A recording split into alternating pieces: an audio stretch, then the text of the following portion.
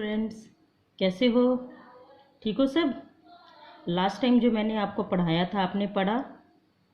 Last time मैंने आपको motion and time के बारे में बताया था। मोशन एंड टाइम में भी मैंने आपको स्पीड, एवरेज स्पीड, इन सब की डेफिनेशन लिखवाई थी। इसके अलावा मैंने पेंडुलम के बारे में बताया था और ऐसे भी बताया था कि how pendulum is use to measure time. ये सब मैंने आपको बता दिया था। कर लिया आप लोगों ने? बेटा लेसन थोरोली रीड जरूर कर लिया करो, तभी आपको नेक्स्ट लेक्चर समझ आएगा। क्लियर बच्चों? Now I will tell you about units of motion. अभी मैंने आपको लास्ट टाइम थोड़ा हिंट दिया था, फिर भी मैं आपको रिपीट कर देती हूँ। टाइम, टाइम जो है इसकी बेसिक यूनिट है सेकंड, ठीक है, और इसकी लार्जर यूनिट्स है मिनट्स एंड आवर्स। अब आप कहोगे कि मैडम इसकी इतनी यूनिट की ज़रूरत क्यों पड़ती है? हम हर चीज़ को सेकंड्स में एक्सप्लेन नहीं कर सकते। फॉर एग्जांपल आपकी जो एज है उसको आप सेकंड में, मिनट्स में या आवर्स में डिफाइन कर सकते हो। You will tell your age in years, ठीक है। और इसी तरह जो स्मॉल उस इंटरवल है उसको हम ईयर्स में डिफाइन नहीं कर सकते। क्लियर? तो इसलिए हमें जो इसकी बेसिक यूनिट, जो इंटरनेशनल यूनिट है, वो तो सेकंड ही है, लेकिन डिपेंड करता है कि हम क्या डिफाइन कर रहे हैं, तो उसके अकॉर्डिंग हम मिनट या आवर्स का यूज़ करते हैं। जैसे आप, और दूसरी चीज़ जो याद रखने वाली है कि सिंबल्स ऑफ ऑल यूनिट्स, चाहे कोई भी यूनिट्स हो, symbol of all units are written in singular. Singular में कैसे? जैसे हम या तो केएम लिखेंगे, केएम एस नहीं लिखते कभी भी, मीटर एम, मीटर्स नहीं लिखते, हमेशा सिंगुलर फॉर्म में लिखे जाते हैं, ठीक है। तो ये आपकी थी यूनिट्स ऑफ टाइम। इसके बाद आपकी है यूनिट ऑफ स्पीड। इसमें भी बेसिक यूनिट जो इंटरनेशनल यूनिट हम लेते हैं मीटर पर सेकंड, और जो लार्जर यूनिट लेते हैं मीटर पर मिनट और किलोमीटर पर आवर। अब इसमें भी again same thing. For example हमें स्पीड को डिफाइन करना है, ठीक है। अब आपकी कार की जो स्पीड है उसको आप मीटर पर सेकंड में डिफाइन कर सकते हो। उसको आप हमेशा कैसे करोगे? Kilometre per hours. आप कार से कहीं जा रहे हो तो यू विल टेल कि our speed was 40 kilometre per hour, या इस तरह से आप बताओगे। In the same manner speed of ant and speed of tortoise, ये दोनों बहुत स्लो मोशन में चलते हैं, तो इनको हम किलोमीटर पर आवर में डिफाइन नहीं कर सकते। इनको हम किस में डिफाइन करेंगे? Metre per second. For example ant travel 12 metre in 15 second, तो you will say 12 metre in 15 seconds. इसको ऐसे डिफाइन करोगे, ठीक है। तो जो स्लो मोशन है उसको हम मीटर पर सेकेंड में लेते हैं, और ये इसकी बेसिक या इंटरनेशनल यूनिट भी है। और जो लार्जर यूनिट है उसको हम क्या लेते हैं? मीटर पर यूनिट और किलोमीटर पर आवर। क्लियर? ये अभी आपको पल्स रेट भी आप कैसे डिफाइन करोगे? 72 टाइम्स इन अ मिनट, यानी कि आपकी जो पल्स रेट होती है वो 1 मिनट में 72 सेकेंड होती है, ठीक है। और यू में से 12 टाइम्स इन 10 सेकेंड, ठीक है। अब आप कभी बार दौड़ते हो या कुछ करते हो तो रेट हायर हो जाता है, लेकिन आप इसको डिफाइन मिनट्स में ही करते हो। अब इसके लिए हम बहुत सारे डिवाइस यूज़ कर सकते हैं, that I have told you earlier.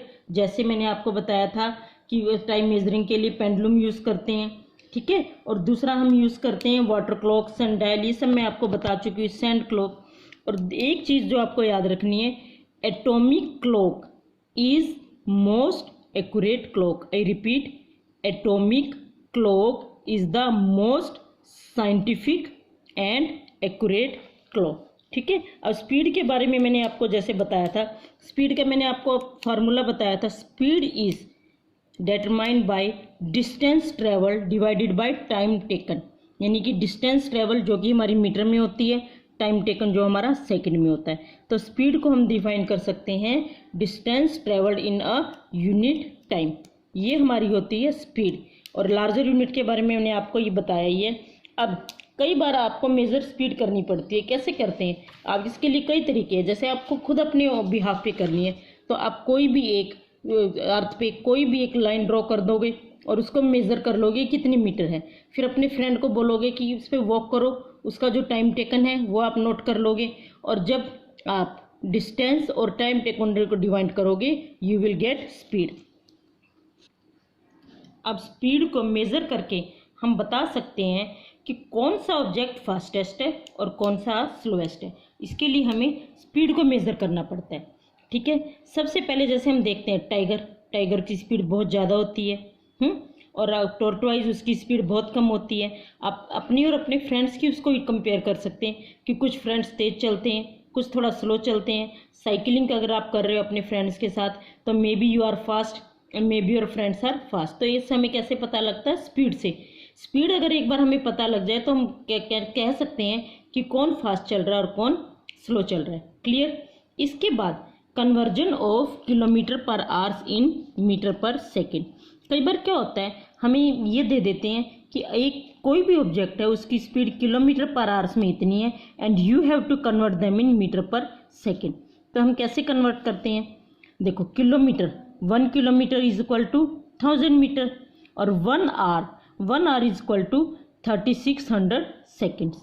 Clear? तो अब इसको हम कैसे करते हैं? अब देखिए एग्जाम्पल से देखेंगे।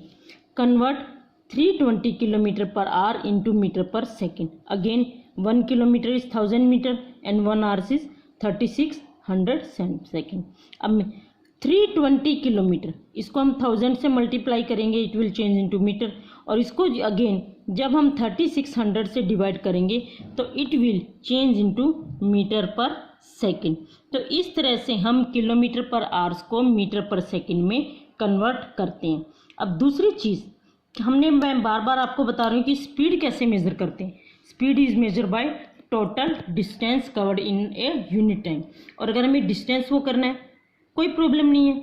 डिस्टेंस जो होता है, distance covered is equal to speed multiply by time. अगर हमें डिस्टेंस से निकालनी हो और स्पीड और हमें टाइम हमें दिया हो तो हम जस्ट इन दोनों को मल्टीप्लाई करके इनको हम स्पीड व डिस्टेंस निकाल सकते हैं। इसके बाद हमारी जो दो थिंग है ये बहुत इंपॉर्टेंट है, स्पीडोमीटर। कभी इसका नाम सुना है? अपने कार का डैशबोर्ड देखा है? आपके कार के डैशबोर्ड पे एक डिवाइस लगा होता है जो कि रिकॉर्ड करता है आपकी कितनी स्पीड से आप जा रहे हो। तो स्पीडोमीटर आपके मोस्टली कार के उस पर लगा होता है, बाइक वगैरह में भी लगा होता है speedometer. It is a device use to record the speed of vehicles directly in kilometre per hour. मतलब जब आपके बताता है वो कि आप कितनी स्पीड से जा रहे हो, कितने उससे आप वो कर रहे हो, तो ये होता है स्पीडोमीटर। सेकंड चीज़ आपकी है odometer. Odometer is also a device. It is a device use to measure the distance covered by the vehicles. मतलब कितनी डिस्टेंस वो कवर करता है उसको कौन डिवाइड करता है? ओडोमीटर। अब ये चीज़ें आपको क्लियर हो गई, स्पीडोमीटर, ओडोमीटर, ये सब क्लियर हुआ। अब हम मेज़र स्पीड कैसे करते हैं? ग्राफ की फॉर्म में भी हम उसको कर सकते हैं। ग्राफ क्या होता है? The diagrammatic representation of data is known as graph. Have you seen graph? Graph देखा है? मैथ्स में किया होगा। चलो अभी ग्राफ के बारे में बताती हूँ। ग्राफ में 2 एक्सिस होते हैं, X axis and Y axis. ये भी मैं आपको सब दिखाऊंगी। एक्स जो होता है आपका हॉरिजॉन्टल होता है और वाई जो होता है आपका वर्टिकल होता है। अब ये देखो, ये आपका ग्राफ है, ठीक है। इसमें हम मेनली 2 एक्सिस ले लेते हैं। ये आपका है एक्स, हॉरिजॉन्टल फॉर्म में है, और ये आपका है वाई, इसको ये है आपका वर्टिकल फॉर्म में। और जहाँ पे एक्स और वाई ये 2 लाइन इंटरसेक्ट कर रही है that is called origin O. इसको मैंने ओ से रिप्रेजेंट किया। वाई एक्स ये दोनों यहाँ पे मीट कर रही हैं तो that is called as O. Clear हुआ? अब इसमें हम डिसाइड करते हैं कि हमने क्या लेना है। जैसे मैंने अब यहाँ पे एक्स टाइम जो है मैंने एक्स ओरिजिन में लिया है और जो ये है मैंने वाई में लिया है, डिस्टेंस कवर्ड। अब इसको हम कैसे करते हैं? फॉर एग्जांपल 1 मिनट है हमारा, ठीक है। ये हमने बोल्ड लेटर्स में जो होता है ये 1 मिनट जो है उसने कितना ट्रेवल किया? 12। ये आपका मेनली 15 है, 15 मीटर इसने 12 किया, ठीक है। तो अब मैंने 1 के पास यहाँ लगा दिया 15 और इसको ज्वाइन कर दिया ऐसे, ठीक है, ज्वाइन हो गया। इसके बाद 2 मिनट्स में उसने क्या किया? 30 मीटर। तो 2 मिनट्स में मैंने ये 30 लगा दिया और 3 मिनट्स पे जिसने 45 किया वो मैंने इसको कर दिया। तो इस तरह से जिस टाइम में उसने जितनी डिस्टेंस कवर की मैंने ग्राफ पे इसको शो कर दिया। and you will see it is a sloping straight line because it is a uniform motion. आप देख रहे हो कि 1 मिनट में 15 मीटर जा रही है, 2 मिनट में 30 जा रही है, 3 मिनट में 45 जा रही है, तो इस तरह से यूनिफॉर्म मोशन है. तो graph for uniform motion is sloping straight line. ये देखो स्लोपिंग स्ट्रेट लाइन है, तो graph for uniform motion is sloping straight line. ठीक है. और इसके बाद अगर हम इसकी बात करें non uniform motion, non uniform motion में तो ग्राफ जो है किसी भी टाइप से हो सकता है. जैसे ये देखो, इसमें हमने डिस्टेंस ली है, अब ये 1 मिनट में 2 जा रही है, 2 मिनट्स में 4 जा रही है और 3 मिनट्स में 8 जा रही है. तो इस तरह से ये जिगजैग की फॉर्म में भी हो सकती है, कार्ड की फॉर्म में भी हो सकती है, और इस तरह से मतलब कोई इसका कोई शेप नहीं हम कह सकते. तो नॉन यूनिफॉर्म के लिए जो है इस तरह से ग्राफ होता है. अगर ऑब्जेक्ट 0 स्पीड पे है, ये देखो ऑब्जेक्ट 0 स्पीड पे होता है, तो इट इज़ हॉरिजॉन्टल. या तो हम इसको हॉरिजॉन्टल बोल सकते हैं या parallel to X axis. X axis के हम पैरेलल भी इसको बोल सकते हैं. अभी देखो मैंने इसका ये डाटा भी बनाया है. 0 मिनट में 0 ही जाएगी, 1 मिनट में 15, सेकंड में 30 और 3 में 45, 4 में 60. तो इसके अकॉर्डिंग ही मैंने इसको यहाँ पे ड्रॉ किया है. और नॉन यूनिफॉर्म मोशन के लिए देखो ये मतलब कोई इसका वो नहीं है, कभी ये कम हो रही है, कभी ये ज़्यादा हो रही है. नॉन यूनिफॉर्म मोशन के लिए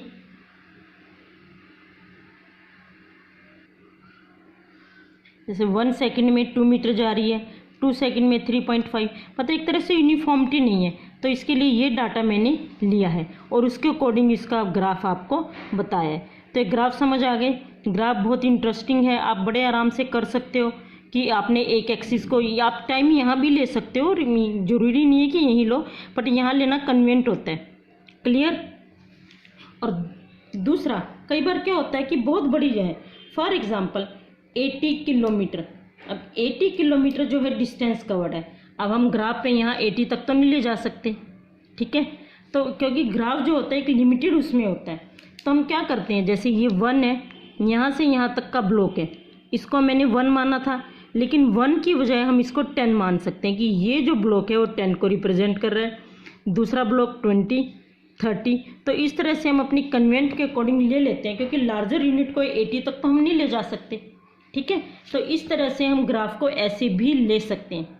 अब चाहे तो उसको 20 भी मान सकते हैं. अब यहाँ इसको मैंने 0 to 10 माना है, लेकिन हम इसको 20 भी मान सकते हैं. वो हम देख लेते हैं कि हमारा फिगर क्या है, उस फिगर के अकॉर्डिंग हम उसको रिप्रेजेंट करते हैं. ये लेसन बेटा बहुत ईजी है, इसमें आप इसके उस पर मत जाओ जो आपका डाटा दिया हुआ है. आप एक बार पढ़ोगे आपको बड़े आराम से समझ आ जाएगा. इसके अलावा कोई भी डाउट्स है मैं आपके ले लूँगी, कोई भी डाउट आपको कोई भी प्रॉब्लम हो. अब इसकी एक्सरसाइज आपको करनी है अगेन NCERT की बुक आपके पास है तो ठीक है, अदरवाइज़ मैं आपको ये भेजूँगी, ये आपको NCERT के क्वेश्चन भेज दूँगी. इसमें मेनली न्यूमेरिकल्स हैं. अब न्यूमेरिकल्स देख के बच्चे घबरा जाते हैं, घबराने की ज़रूरत है. न्यूमेरिकल्स में हम सिर्फ 2 चीज़ें देखते हैं. क्या? पहली चीज़ तो हम न्यूमेरिकल में ये देखते हैं कि व्हाट हैज़ गिवन, हमें क्या दिया हुआ है, और दूसरी चीज़ हम क्या देखते हैं कि हमें क्या फाइंड आउट करना है. अब इसको मैं एक एग्जांपल से समझा रही हूँ. देखो, अ train is travelling at speed of 1 km/h. आप फर्स्ट लाइन पढ़ो पहले. अ train is travelling at speed of 110 km/h. इसमें हमें क्या है, पहले तो आप जो न्यूमेरिकल है उसकी स्टेटमेंट पढ़ो. एक बार समझ नहीं आता कोई बात नहीं, दूसरी बार पढ़ो. जब आप उसकी स्टेटमेंट 2 या 3 बार पढ़ोगे तो आपको समझ आ जाएगा. जैसे अभी फर्स्ट लाइन देखो, अ train is travelling at a speed of 110 km/h. तो हमें पता लग गया क्या दिया हमें, स्पीड. तो पहले हम क्या लिखेंगे, स्पीड, यानी कि इसको हम v से रिप्रेजेंट करते हैं, स्पीड को v से रिप्रेजेंट करते हैं 110 km/h. How long it will take, how long means ये कितना टाइम लेगी. How long will it take to complete it journey, हमसे क्या पूछा है, टाइम. तो टाइम को हमने ऐसे कर दिया. तीसरा क्या है, एंड इट्स जर्नी, कंप्लीट जो जर्नी है, जो इसकी डिस्टेंस है वो क्या होगी, 605 किलोमीटर. ये इसकी जर्नी, तो हम ये होगी हमारी टोटल डिस्टेंस. तो we can find out time. Time क्या हमारा विल, स्पीड क्या होता है, S/T.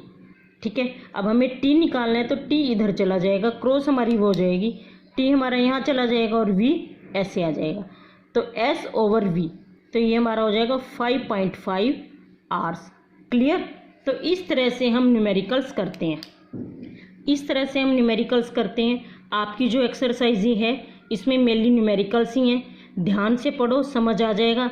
और आंसर की बहुत बच्चे मुझसे रिक्वेस्ट करते हैं कि मैम आंसर की सेंड करो। आंसर की बेटा जब 5 सेक्शन का सभी का हो जाएगा ABCDE, उसके बाद ही सेंड करूँगी मैं। क्लियर। और ये मेरा इसका टाइम है वेडनेसडे को मैं आंसर की सेंड करूँगी। लेकिन इसका मतलब ये नहीं कि मैडम आंसर की सेंड करेंगे तो हम क्वेश्चन आंसर कर लेंगे, नहीं, आपको इससे पहले खुद ट्राई करना है और क्वेश्चन आंसर सबमिट करवाने हैं। उसके लिए मैंने मार्क्स हैं, अगर मार्क्स आप अगर सबमिट नहीं करवाओगे तो आपके मार्क्स डिडक्ट हो जाएंगे और ये मार्क्स आपके एनुअल एग्ज़ाम में ऐड होंगे। तो आपको पहले ट्राई करना है, आपको नहीं आता आप गलत करो ठीक करो कोई बात नहीं, आंसर की तो आपको मिलेगी और मैं भी चेक कर रही हूँ, चेक करके बताऊँगी भी। तो बहुत सारे बच्चे हैं जिन्होंने अभी तक आंसर की सबमिट नहीं की, उनमें से कुछ बच्चों को मैंने मैसेज भी किया था कि बेटा आपके आंसर वर्कशीट नहीं आई है, तो ऐसा इसको लाइटली नहीं लेना है, इसको सबमिट करवाना है ताकि मैं आपके मार्क्स लगाऊं। और न्यू जो आपके एडमिशन है उनमें सिर्फ 2 बच्चों की आई है, ये बात ठीक नहीं है बेटा, सबको अपनी वर्कशीट का आंसर सबमिट करवाने हैं। क्लियर। ये बेटा आपकी जो वर्कशीट है सब में सबमिट करवानी है, इसके लिए कोई एक्सक्यूज़ नहीं है। क्लियर। और इसको लाइटली नहीं लेना है सब बच्चों, मुझे फिर बार बार फ़ोन करना पड़ेगा, वरना अब के बार मैं तुम्हारे यहाँ फ़ोन करूँगी। अभी तो मैंने सिर्फ व्हाट्सएप पे ही आपको मैसेज भेजा है कि आपने सबमिट नहीं की। जब मैं आपको वीडियो दिखा रही हूँ बार बार एक चीज़ रिपीट कर रही हूँ और इसके बाद क्वेश्चन आंसर भी आपको मैं भेज रही हूँ, तो इसके बाद बेटा आप क्यों नहीं करते? करना है बच्चों, ठीक है, ताकि आप अच्छे, और ये सिर्फ करना नहीं है, आंसर की आने के बाद फिर नोटबुक में करने के बाद आपको लर्न भी करना है, तभी आपके अच्छे मार्क्स आएंगे ना बच्चों। अच्छे मार्क्स सभी को लेने हैं, है ना, कोई बच्चा नहीं चाहेगा कि उसके मार्क्स ख़राब आएँ। ठीक है, ओके बच्चों।